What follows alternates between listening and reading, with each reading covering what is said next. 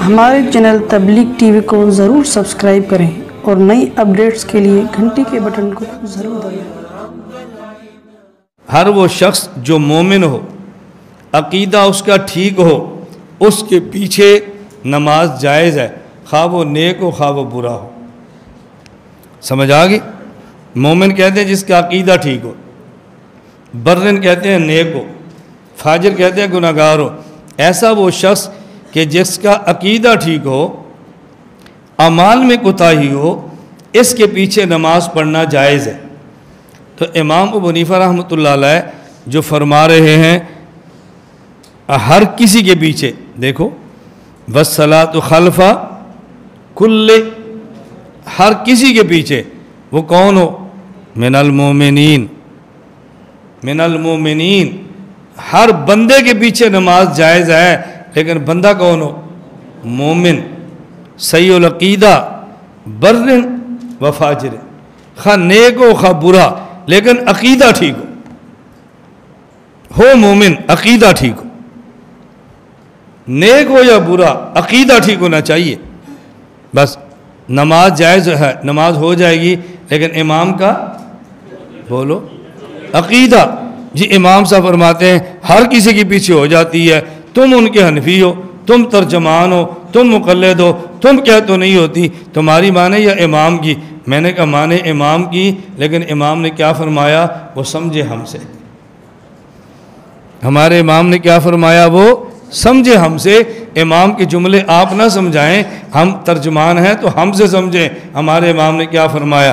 فرمایا وَالصَّلَاةُ خَلْفَ کُلِّ، نماز ہو جاتی ہے ہر اس شخص کے پیچھے، من المؤمنین، جو صحیح العقیدہ ہو، فاجرن، خواہ وہ نیک ہو، و فاسقن، خواہ وہ برا ہو، لیکن عقیدہ ٹھیک ہونا چاہیے، عقیدہ ٹھیک ہونا چاہیے۔ فاسد العقیدہ ہے اس کے پیچھے نماز نہیں ہوگی۔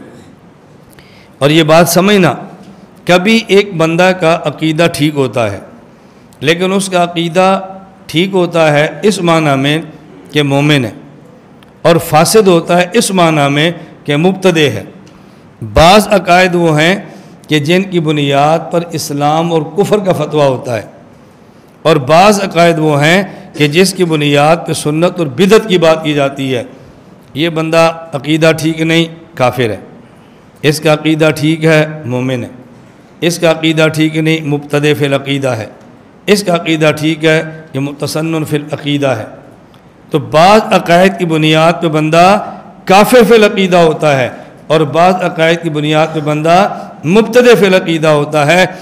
مبتدع فی العقیدہ یہ مبتدع فی العمل سے زیادہ گندہ ہے، اور اگر کوئی شخص مبتدع فی العمل ہو، اس کے بارے میں حدیث موجود ہے، اس کے بارے میں حدیث موجود ہے، من وقر صاحب بدعت فقط آن علی حدم الاسلام، جو بدعتی کی تعظیم کرے وہ دین مٹانے میں تعاون کرتا ہے، اور جو شخص بد عقیدہ کو مسئلے کا امام بنا دے وہ دین مٹانے میں مدد کرتا ہے یا دین کی خدمت میں تعاون کر رہا ہے۔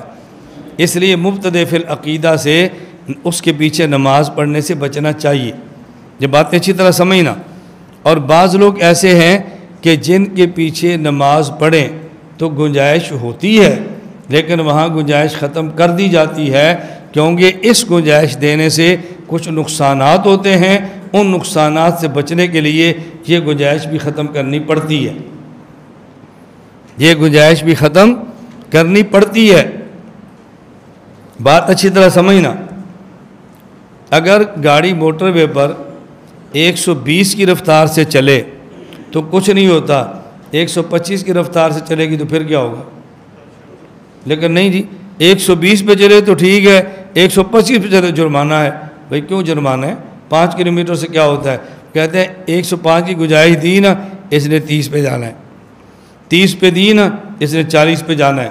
ایک لمٹ رکھ دو تاکہ اس سے آگے نہ جائیں، لمٹ نہ رکھ کے اس نے آگے جانا ہے، حادثات پیدا ہوں گے، بندے قتل ہوں گے، مریں گے، اس لیے بہتر ہے کہ ان کو روکو۔ الا ما ظہر منہا، بعض کہتے ہیں بھی چہرہ اس کو دیکھنا جائز ہے، پردہ نہیں ہے، لیکن صدن لسرائے، نانا اس کو منع کرو، یہ چہرہ دیکھے گا تو آگے جائے گا، پابندی لگاؤ، صدن لسرائے، सद्दन लिज़राए, मना करो इसको। बात समझ आ रही है? काबा रसूलुल्लाह सल्लम के दौर से पहले एक काबा है और एक हतीम काबा है, इनको एक कर दो। असल काबा यही है। और किया भी किसने? जी हुआ है ना हमारी तारीख में, हुजूर के बाद नहीं हुआ। अब्दुल्ला बिन ज़ुबैर के दौर में कहा नहीं नहीं इसको ख़त्म करो, असल रखो। क्यों भाई? ये तमाशा बनता रहेगा। सद्दन लिज़राए, छोड़ दो, यही ख़त्म कर दो, मज़ीद आगे नुकसानात होंगे। बाज़ चीज़ें ऐसी हैं कुछ गुंजाइश होती है, वो गुंजाइश ख़त्म करना पड़ती है। मैं एक बहुत बड़े जामिया के मेहमान खाने में था, मुफ्ती साहब वहाँ के पास बैठे थे, चंद एक तलबा भी थे। एक शख्स ने आकर पूछा गैर मुक़ल्लिदीन के पीछे नमाज हो जाती है? मैंने कहा मुफ्ती साहब नहीं पूछना, मुझसे पूछो। मुफ्ती साहब मेरे दोस्त थे, इसलिए मैंने ऐसी बात की, बेतकल्लुफ़ दोस्त थे, यानी वो इस पर खुश होते थे कि मेरी बजाय ये बात करें। मैंने कहा इनसे पूछोगे ना, इन्होंने कहना है कुरान और हदीस की रोशनी में हो जाती है। मुझसे पूछोगे ना, मैंने कहना हालात हाज़रा की रोशनी में नहीं होती। अब आपको भी असल तो कुरान हदीस है, हालात हाज़रा क्या होते हैं? उन्होंने कहना हदीस में आता है सल्लु खल्फ़ कुल्ल इमामिन बर्रन कान व फाजिरा, ये काफिर तो नहीं है ना, फाजिरी है, हो जाती है। मैंने कहा हमने कहना नहीं होती। क्यों? आपने कहना ना हो जाती है। हम तो गुंजाइश निकाल लेते हैं, इनके इमाम गुंजाइश नहीं निकालते।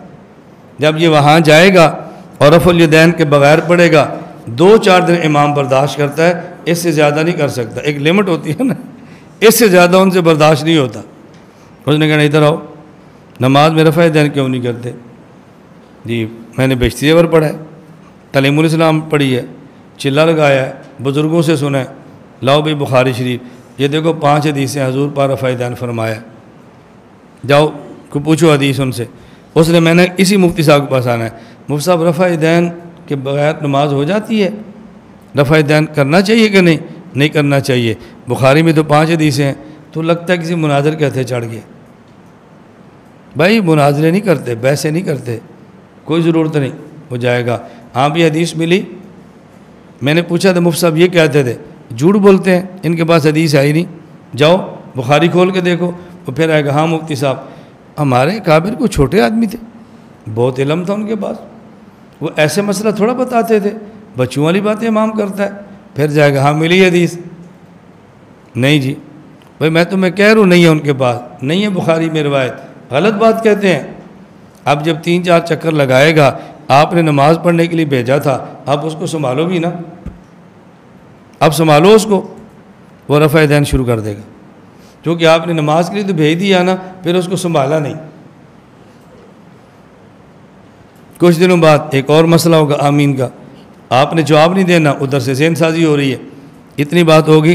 कुछ दिनों बाद फ़ज़ाइल माल को लाओ, फ़ज़ाइल सदक़ात को लाओ, उसमें इबारतें कुफरिया हैं। अब 2 जवाब, आपने जवाब देना नहीं, वो कुफरिया इबारतें कहेंगे जी, कुफरिया इबारतें हैं इसमें।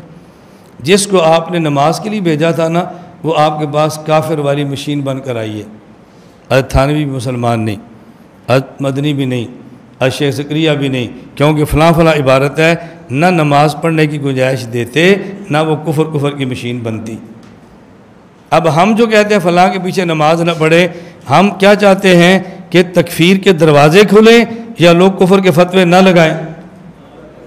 तो हम तो रोक रहे थे कि कुफर के फतवे ना लगाएं, आपने गुंजाइश दी कि कुफर के फतवे की मशीन बना दी है। अगर हमारी बात मान लेते कि वहाँ न जाया करो, ये ना वहाँ जाता ना ये मसाइल पैदा होते, तो गुंजाइश हो तो तब भी रोक लेते हैं। नमाज के मसले पर मैं एक बात तफसील से कर चुका हूँ। तबलीग वाले हमारे साथी पूछते हैं कि जी हम तबलीग में जाते हैं तो फ़लाँ बंदा इस अक़ीदे का है, उसके पीछे नमाज पढ़ लें। जो तबलीग का हामी आलिम होता है, हामी नहीं बल्कि तबलीगी होता है, वो कहता है भी पढ़ लें हमारी हो जाती है। वो चाहता है कि तबलीग बच जाए, अगर नहीं पढ़ेंगे तो इंतशार होगा। फिर ये ऐसे आलिम से पूछता है कि जो तबलीग का हामी तो होता है, लेकिन तबलीग के बारे में कभी वो नरम गोशा नहीं रखता। मैं जी नमाज़ पढ़ लूँ, बिल्कुल ना पढ़ना, नमाज नहीं होती। अब नमाज नहीं पढ़ेंगे तबलीग का काम कैसे होगा? हम हदूद शरीयत में रह कर शरीयत के काम करने के पाबंद हैं, हदूद तोड़कर पाबंद नहीं। मत नमाज पढ़ो, अपनी नमाज़ें ख़राब मत करो।